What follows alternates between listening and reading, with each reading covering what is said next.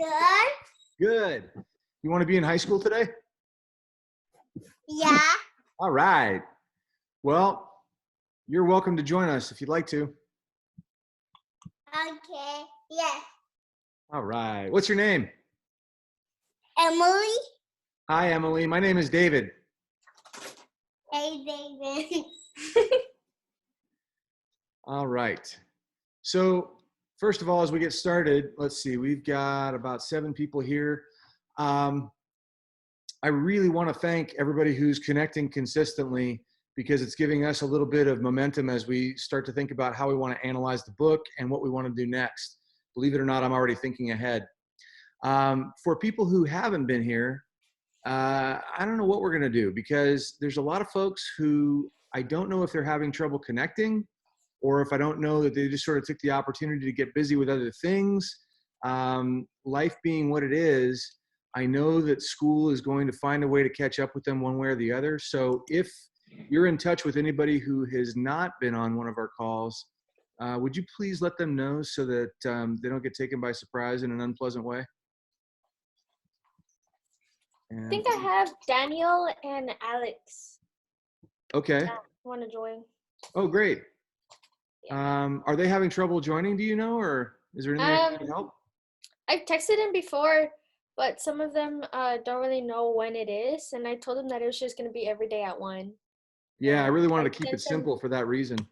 And I sent them the link also, so Okay.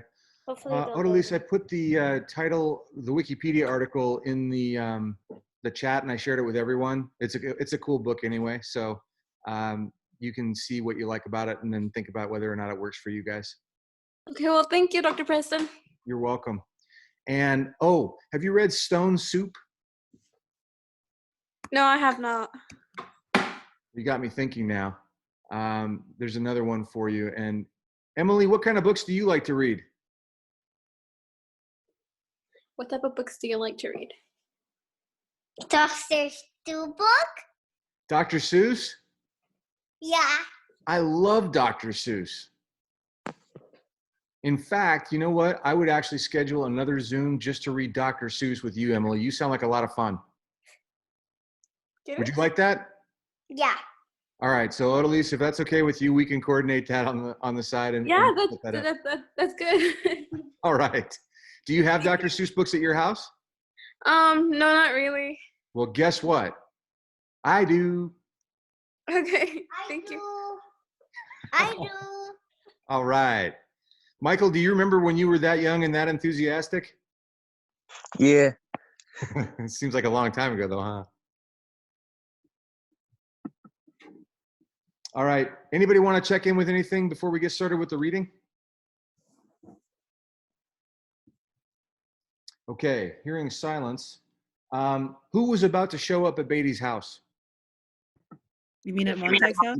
Yeah, God, well, way to give it away, Preston. Okay. Yes, that was right.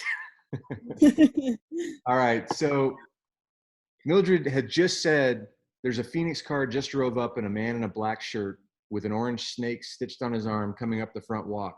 And Vivica made a good point. You know, I was thinking about the snake because of the medics, but she was right. I forgot that there's also a snake in that image on Beatty's uniform. Captain Beatty, he said.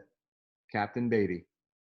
Montag did not move, but stood looking out into the cold whiteness of the wall immediately before him. Go let him in, will you? Tell him I'm sick. Tell him yourself. She ran a few steps this way, a few steps that, and stopped, eyes wide, when the front door speaker called her name, softly, softly. Mrs. Montag, Mrs. Montag, someone here, Mrs. Montag, Mrs. Montag, someone's here, fading. Montag made sure the book was well hidden behind the pillow, climbed slowly back into bed, arranged the covers over his knees and across his chest, half sitting, and after a while, Mildred moved and went out of the room, and Captain Beatty strolled in, his hands in his pockets. Shut the relatives up, said Beatty, looking around at everything except Montag and his wife. So unlike Montag, who asks his wife a question, Beatty just shows up and gives orders, which kind of gives you a sense of his authority. But also, He's not looking at Montag or his wife. Why do you think he's looking everywhere else?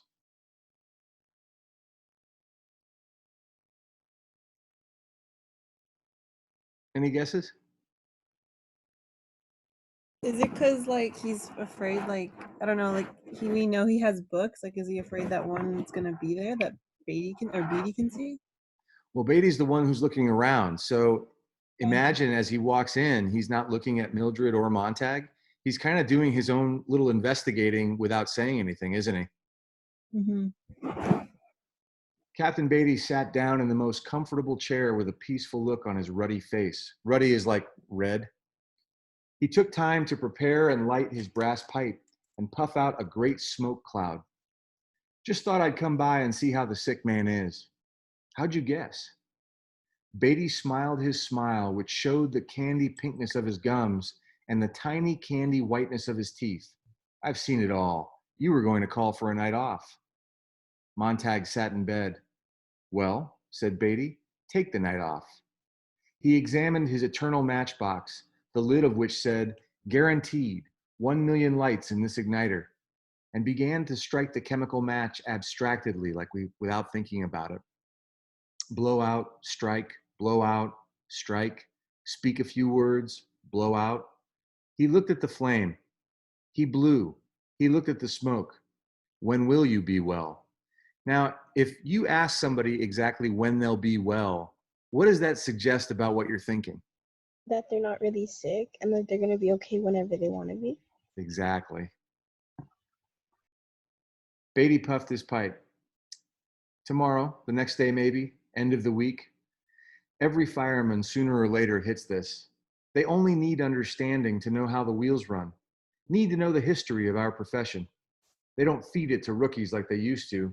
Damn shame. Puff. Only fire chiefs remember it now. Puff. I'll let you in on it. Mildred fidgeted. Beatty took a full minute to settle himself in and think back for what he wanted to say. When did it all start, you ask, this job of ours? How did it come about? Where? When? Well, I'd say it really got started about a thing called the Civil War. Even though our rule book claims it was founded earlier. Oh, and since I'm using an illustrated version, here's the way that the artist imagined Montag laying in bed. Super attractive picture, right?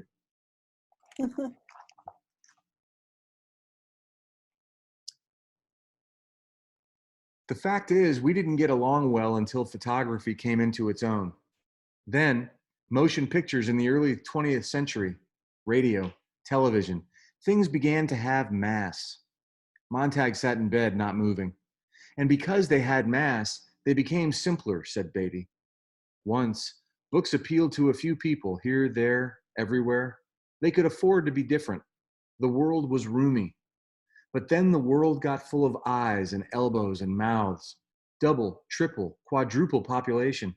Films and radios, magazines, books leveled down to a sort of paste pudding norm. Do you follow me? I think so. Beatty peered at the smoke pattern he had put out on the air. Picture it. 19th century man with his horses, dogs, carts, slow motion. Then, in the 20th century, speed up your camera. Books cut shorter. Condensations, digests, tabloids. Everything boils down to the gag, the snap ending. Snap ending, Mildred nodded. Classics cut to 15-minute radio shows, then cut again to fill a 2-minute book column, winding up at last as a 10 or 12-line dictionary resume. I think Ray Bradbury would absolutely choke if he could see Twitter. I exaggerate, of course. The dictionaries were for reference, but many were those whose sole knowledge of Hamlet, you know the title certainly, Montag. It's probably only a faint rumor of a title to you, Mrs. Montag. Whose sole knowledge, as I say, of Hamlet was a one-page digest in a book that claimed, now at last you can read all the classics. Keep up with your neighbors. Do you see? Out of the nursery into the college and back to the nursery. There's your intellectual pattern for the past 5 centuries or more. Mildred arose and began to move around the room, picking things up and putting them down. Beatty ignored her and continued. Speed up the film, Montag, quick. Click, pick, Look, I, now, flick, here, there, swift pace, up, down, in, out, why, how, who, what, where, bang, smack, wallop, bing, bong, boom. Now, since you only have me to rely on for this, can you see how that sentence is in italics? Yeah. It's almost like it's designed for a comic book style effect where the reader is supposed to just hear it as it's going on. Digest, digest, digest.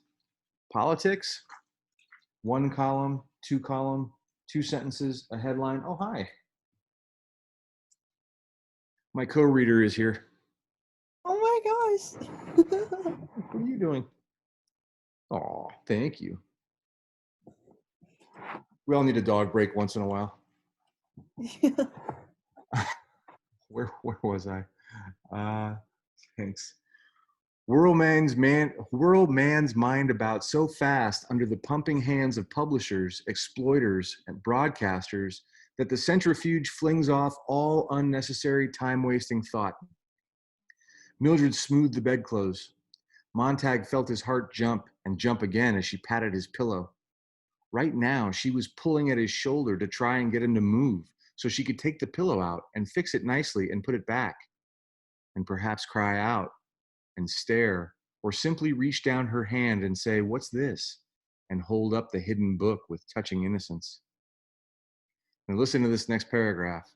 Beatty says, "School is shortened, discipline relaxed, philosophies, histories, language dropped, English and spelling gradually neglected, finally almost completely ignored. Life is immediate, the job counts, pleasure lies all about after work. Why learn anything save pressing buttons, pulling switches, fitting nuts and bolts?" Man, to me right now, Ray Bradbury looks like a fortune teller. Because as I think about all the excuses that I normally hear for people who don't really want to think deeply, forget about school and class and grades for a moment, but anything that requires us to really consider the depth of an opinion or the evidence for an argument, it almost like people get uncomfortable with that. They would rather watch a commercial for a political candidate than actually think about the political candidate's arguments deeply or debate them. "Let me fix your pillow," said Mildred. "No," whispered Montag. The zipper displaces the button, and a man lacks just that much time to think while dressing at dawn, a philosophical hour, and thus a melancholy hour. Now here's where Beatty starts to make a connection. Let's remember something. What does melancholy mean? Sadness? Yeah, sadness. And a lot of people, when they start to think deeply, according to Beatty, get sad. Because after all, there's a lot to think about, like what's the purpose of our lives, or what's the bigger picture that we can't really control. So a lot of people just keep themselves busy with distractions. I think that's why video games are, I mean, there's nothing wrong with playing a video game, but someone who plays it for 5 or 6 hours at a time clearly doesn't want to really focus on what's real. Mildred said, "Here, get away," said Montag. "Life becomes one big pratfall, Montag. Everything bang, boff, and wow." "Wow," said Mildred, yanking at the pillow. "For God's sake, let me be," cried Montag passionately. Beatty opened his eyes wide. Mildred's hand had frozen behind the pillow. Her fingers were tracing the book's outline, and as the shape became familiar, her face looked surprised and then stunned, her mouth opened to ask a question. "Empty the theater save for clowns and furnish the rooms with glass walls and pretty colors running up and down the walls like confetti or blood or sherry or sauterne. You like baseball, don't you, Montag? Baseball's a fine game." Now Beatty was almost invisible, a voice somewhere behind a screen of smoke. Can you imagine how stressed out Montag must be right now? "What's this?" asked Mildred, almost with delight. Montag heaved back against her arms. "What's this here?" Mildred is actually like ready to turn Montag in right there on the spot. "Sit down," Montag shouted. She jumped away, her hands empty. "We're talking." Beatty went on as if nothing had happened. "You like bowling, don't you, Montag?" "Bowling, yes. And golf? Golf's a fine game. Basketball? Fine game. Billiards, pool, football, fine games, all of them.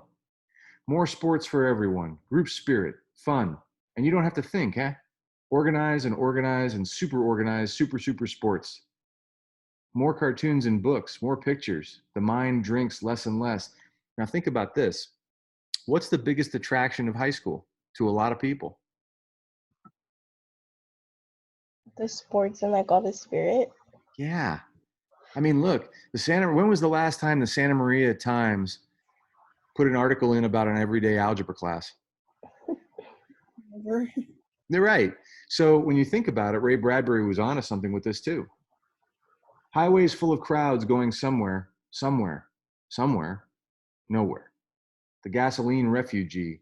Towns turn into motels. People in nomadic surges from place to place, following the moon tides, living tonight in the room where you slept this noon and I the night before. So he's talking about the popularity of travel just to get something different. And right now, as we all know, it's really frustrating to a lot of people who can't go somewhere else and have to really be where they are. Mildred went out of the room and slammed the door. The parlor aunts began to laugh at the parlor uncles. Now let's take up the minorities in our civilization, shall we? Bigger the population, the more minorities. Don't step on the toes of the dog lovers, the cat lovers, doctors, lawyers, merchants, chiefs, Mormons, Baptists, Unitarians, second-generation Chinese, Swedes, Italians, Germans, Texans, Brooklynites, Irishmen, people from Oregon or Mexico. The people in this book, this play, this TV serial are not meant to represent any actual painters, cartographers, mechanics anywhere. The bigger your market, Montag, the less you handle controversy. Remember that. All the minor minorities with their navels to be kept clean. Authors, full of evil thoughts, lock up your typewriters. They did. Magazines became a nice blend of vanilla tapioca. Books, so the damned snobbish critics said, were dishwater. No wonder books stopped selling, the critics said. But the public, knowing what it wanted, spinning happily, let the comic books survive. And the three-dimensional sex magazines, of course. There you have it, Montag. It didn't come from the government down. Now here's the key. There was no dictum, no declaration, no censorship to start with.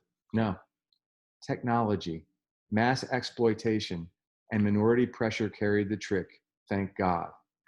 Today, thanks to them, you can stay happy all the time. You are allowed to read comics, the good old confessions, or trade journals. Yes, but what about the firemen then? Asked Montag. Ah, Beatty leaned forward in the faint mist of smoke from his pipe. What more easily explained and natural? With school turning out more runners, jumpers, racers, tinkerers, grabbers, snatchers, flyers, and swimmers, instead of examiners, critics, knowers, and imaginative creators, the word intellectual, of course, became the swear word it deserved to be. You always dread the unfamiliar. Surely you remember the boy in your own school class who was exceptionally bright, did most of the reciting and answering while the others sat like so many leaden idols, hating him. And wasn't it this bright boy you selected for beatings and tortures after hours? Of course it was. We must all be alike. Not everyone born free and equal as the Constitution says, but everyone made equal. Each man the image of every other. Then all are happy, for there are no mountains to make them cower, to judge themselves against. So, a book is a loaded gun in the house next door. Burn it. Take the shot from the weapon. Breach man's mind. Who knows who might be the target of the well-read man? Me? I won't stomach them for a minute. And so, when houses were finally fireproofed completely all over the world, you were correct in your assumption the other night, there was no longer need of firemen for the old purposes. They were given the new job as custodians of our peace of mind, the focus of our understandable and rightful dread of being inferior. Official censors, judges, and executors. That's you, Montag, and that's me. The door to the parlor opened and Mildred stood there looking in at them, looking at Beatty and then at Montag. Behind her, the walls of the room were flooded with green and yellow and orange fireworks, sizzling and bursting to some music composed almost completely of trap drums, tom-toms, and cymbals. Her mouth moved and she was saying something, but the sound covered it. Beatty knocked his pipe into the palm of his pink hand, studied the ashes as if they were a symbol to be diagnosed, and searched for meaning. You must understand that our civilization is so vast that we can't have our minorities upset and stirred. Ask yourself, what do we want in this country above all? People want to be happy, isn't that right? Haven't you heard it all your life? I want to be happy, people say. Well, aren't they? Don't we keep them moving? Don't we give them fun? That's all we live for, isn't it? For pleasure, for titillation. And you must admit, our culture provides plenty of these. So I'll pause for a moment. And I'm wondering, does this apply to America in 2020? I think it's kind of getting there. Yeah, I agree with Diana. I couldn't quite hear you, Deanna. Can you repeat that? I think our like society like now in 2020 is getting to like almost to like that point. It's like getting there. So if I believe Beatty's reasoning, then everyone should be happy. We all have distractions. We all have games and activities and sports and jobs and things to do that keep us stressed out and busy. Is everybody happy? How's everybody doing? I feel like that's kind of how revolutions start, is when the government takes away things that help people from learning. And like there's like a certain group of people that like begin to take action. And I don't know, like a lot of the revolutions I've read about, like that's how they end up starting. Yeah, interesting. So what do you make of the fact that Beatty and in a way Ray Bradbury set up this culture so that it's not really the government taking things away, it's people not wanting them in the first place? Because most people in this culture are like Mildred. They're not like Montag or Clarice. So, you know, for example, that one woman had a lot of books in her house. I can imagine her wanting to start a revolution, but it was one of her neighbors that turned her in. And then I think about our classes, where I think about how, let's see, we have 12 people with us today who really want to follow along and engage with some of these ideas. But then again, there are a lot of us who don't make time for deep thinking like this. And it seems like, you know, I don't know, 4 or 5 times a day, I look up in the classroom and somebody, if I'm not annoying them, is on their phone playing a game, wishing that they were somewhere else, not having to think. Government didn't do that to them. How do you explain that? I feel like it's not something like technically like I can explain, but I feel like a lot of things too, like when we're told to do something, like you know, like earlier when I was saying like, oh, when you tell like someone to read a book, like the first thing is to kind of like resist that. Yeah. And I think no one's like directly telling them like, oh, you have to do this, but like it's kind of like also too, in a sense, like indirectly saying that you have to do this or act a certain way. And so a part of me thinks like that's why a lot of kids like resist doing such things. I don't know. It's interesting. Anybody else on that point? And probably because of the type of subject that they are probably like getting told what to do also. Yeah. If it's something that like sounds fun, kind of like Disneyland compared to the classroom, something probably like that. Yeah. I always think it's ironic because, you know, like if I imagine this conversation, I think about a teacher like me who says, think for yourself. And the student who goes, no. You go, wait a minute, why would you say that? Or, you know, come up with a big question and study whatever you want. Nah. What? But by the time students are in high school, so much of that energy, I think you're right about being told what to do and reading being something that's not fun or imaginative, but it's like a forced march. I think by the time a lot of students get into high school, they're just trying to make the best of it until they can get out. Now, I would love for anybody to correct me if I'm wrong, but that's the impression I get. Pretty much, yeah. Yeah, I see that too. And like right now, since I take care of my nieces and nephews, like I noticed that, um, like that, like the lack of energy they already have for like reading a book. Mm. And like I realized because I help them with their homework and to like try to get them more interested, I try to like make it fun for them in a way. Yeah. And like I know not everyone is always gonna be like that with them either. I Yeah. also feel like social media also influences those type of like actions, like making the best out of your high school experience instead of putting the effort, because people are posting about having fun and stuff like that. Yeah. Yeah, I don't think I've ever seen a social media post from anyone talking about how they just crushed a test and they're so proud of it and they want everybody to know about it. I That's see true. people post that like on their more private accounts. Yeah. Yeah. Well, I'm happy they're posting it somewhere because I think that's something definitely to be proud of. But I also understand how in the high school environment it can make you vulnerable because that's not the thing for a lot of people. And Beatty's right. Here's a tell. If someone ever like insults, because a few of you have heard, like in a couple of the periods this year, there have been a couple snarky remarks about, when somebody's smart. And I'm the first one to attack that comment because I really want to defend like smart as a good thing. But it's just part of our culture. We're not, the United States of America is not known for championing being brilliant. I would love to change that. So what would be a good blog post for today? We're just about getting ready to wrap up. How would the world be like if they were to have their world be their own way? Interesting. Because I know there's a lot of people out there who see the world different Yeah. and not really think as much as other people, but there's also other people that think of a certain way, which is similar to the other person that thought of that way too. I like that, Lena, and I know that that's near and dear to you. What if we were to create a blog post? Because I've been thinking a lot about that, and I've also been thinking about how do you balance independence and interdependence? Because seeing the world our own way is really important. And then once in a while, it's also important to cooperate, like with social distancing, for example, because if you don't, we all lose. I was also thinking I may offer a choice today because now you got me thinking about that value of being intelligent. I think if intelligence was really looked at it like a superpower in this culture, we never would have elected this president. True. Just a guess, and I'm going to put this recording on public internet, so just a question. But I think that maybe some of these things would be good thought-provoking topics to write about.